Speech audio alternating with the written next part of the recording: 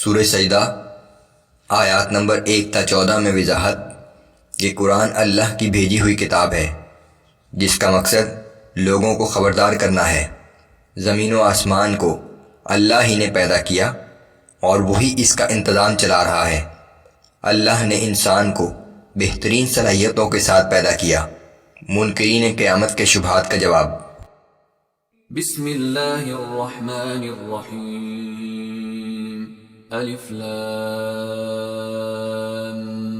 میم۔ الف لام میم، ان حروف مقطعات کے حقیقی معنی اللہ اور رسول اللہ صلی اللہ علیہ وسلم ہی جانتے ہیں۔ تنزیل الکتاب لا ریب فیہ من رب العالمین۔ بلا شبہ یہ کتاب رب العالمین کی جانب سے نازل کی گئی ہے۔ ام یقولون افتراہ، کیا یہ لوگ کہتے ہیں کہ اس کتاب کو رسول نے خود گھڑ لیا ہے؟ بل هو الحق من ربک لتنذر قوما ما اتاهم من نذیر من قبلک لعلهم يهتدون۔ نہیں، ان کا کہنا سراسر غلط ہے، بلکہ یہ آپ کے رب کی جانب سے حق ہے تاکہ آپ ایک ایسی قوم کو خبردار کر دیں جس کے پاس آپ سے پہلے کوئی خبردار کرنے والا نہیں آیا، تاکہ یہ لوگ راہ راست پر آ جائیں۔ اللہ الذي خلق السماوات والأرض وما بينهما في 6 أيام ثم استوى على العرش۔ وہ اللہ ہی ہے جس نے آسمانوں اور زمین کو اور ان کے درمیان کی تمام چیزوں کو 6 ایام میں پیدا کیا، پھر عرش بری پر جلوہ فرما ہو گیا۔ ما لكم من دونه من ولي ولا شفيع افلا تتذكرون۔ اس کے سوا نہ تمہارا کوئی سرپرست ہے اور نہ سفارش کرنے والا، پھر کیا تم لوگ اتنی بات بھی نہیں سمجھتے؟ يدبر الأمر من السماء إلى الأرض ثم يعرج إليه في يوم كان مقداره 1000 سنة مما تعدون۔ وہ آسمان سے زمین تک دنیا کے ہر کام کی تدبیر کرتا ہے، پھر ہر ایک دن کے کام کی روداد جس کی مقدار تمہارے شمار کے مطابق 1000 سال ہے، اس کے حضور پہنچ جاتی ہے۔ ذلك عالم الغیب والشہادة العزیز الرحیم۔ وہی ہر پوشیدہ اور ظاہر چیز کا جاننے والا ہے، وہ بہت زبردست اور ہر وقت رحم کرنے والا ہے۔ الذي احسن كل شيء خلقه وبدأ خلق الانسان من طين۔ اس نے جو چیز بھی بنائی حسن و خوبی کے ساتھ بنائی، اور انسان کی پیدائش کا آغاز مٹی سے کیا۔ ثم جعل نسله من سلالة من ماء مهين۔ پھر اس کی نسل کو ایک حقیر پانی کے نچوڑ سے چلایا۔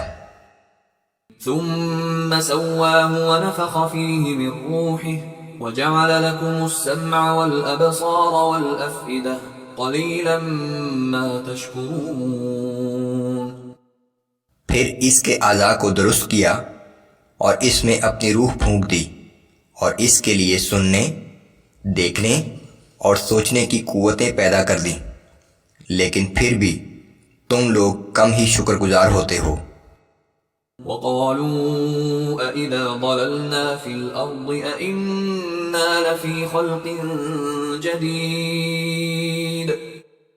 اور یہ کفار کہتے ہیں کہ جب ہم مٹی میں مل کر فنا ہو گئے تو کیا ہم دوبارہ پیدا کیے جائیں گے؟ بل هم بلقاء ربهم كافرون۔ اصل بات یہ ہے کہ یہ لوگ اپنے رب کے سامنے پیش ہونے کے منکر ہیں۔ قل يتوفاكم ملك الموت الذي وكل بكم ثم إلى ربكم ترجعون۔ آپ فرما دیجئے کہ تمہاری جان وہ موت کا فرشتہ ہی قبض کرتا ہے جو تم پر مامور کر دیا گیا ہے، پھر تم اپنے رب ہی کی طرف واپس لوٹائے جاؤ گے۔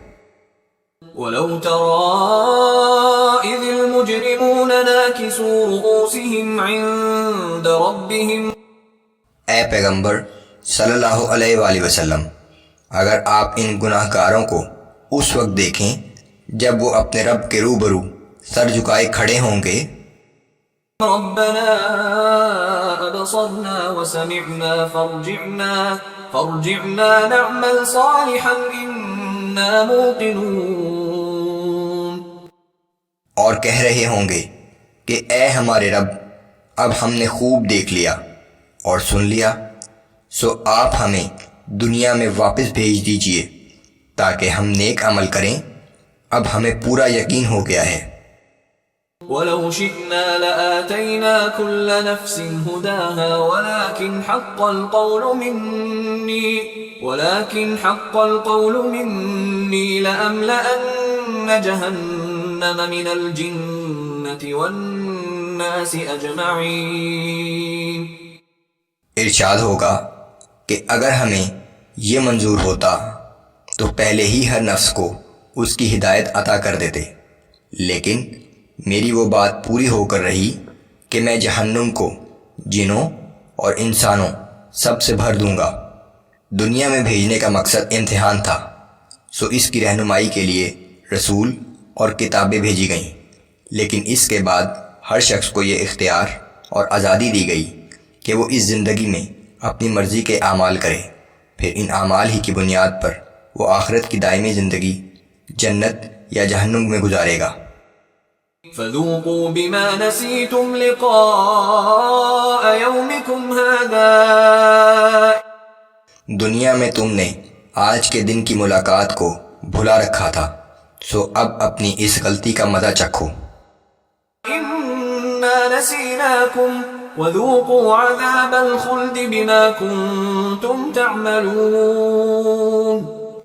بے شک آج ہم نے بھی تمہیں فراموش کر دیا ہے، سو اپنے کیے ہوئے اعمال کی پاداش میں